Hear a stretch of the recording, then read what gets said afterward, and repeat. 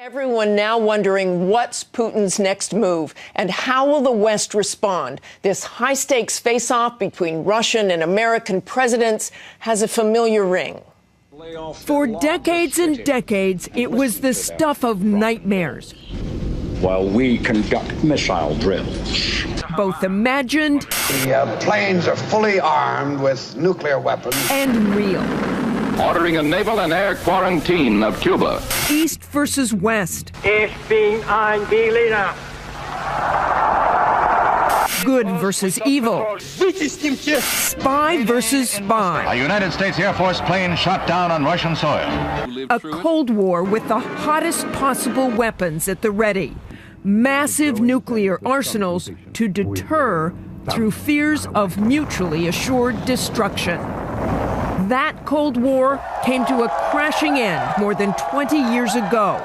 But fast forward to today, Cold War. with more than 20,000 Russian troops on the border of Ukraine and thousands more firmly in control of Crimea, it is a sobering reminder that Russia remains a formidable foe. I don't want to be alarmist, but the situation is dangerous. It's combustible.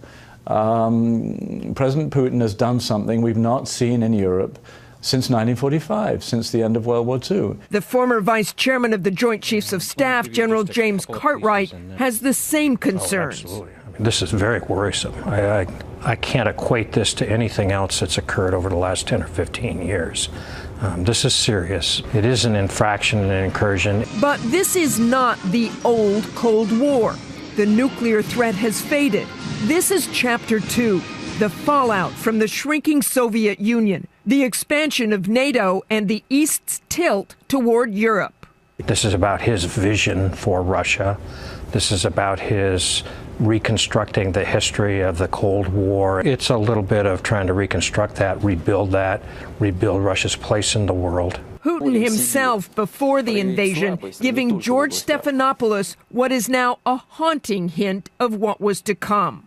After the collapse of the Soviet Union, the society had a negative and pessimistic attitude. We have to pull ourselves together. That resolve to reassert the ways of old, says Roger Cohen, is why the U.S. and the international community must keep up the pressure. We have not taken him sufficiently seriously. The language that President Putin understands is a language of force. We're rediscovering that the NATO alliance remains very important. And President Obama has made clear if the most recent sanctions don't work, there will be more. However, Russia must know that further escalation will only isolate it further from the international community.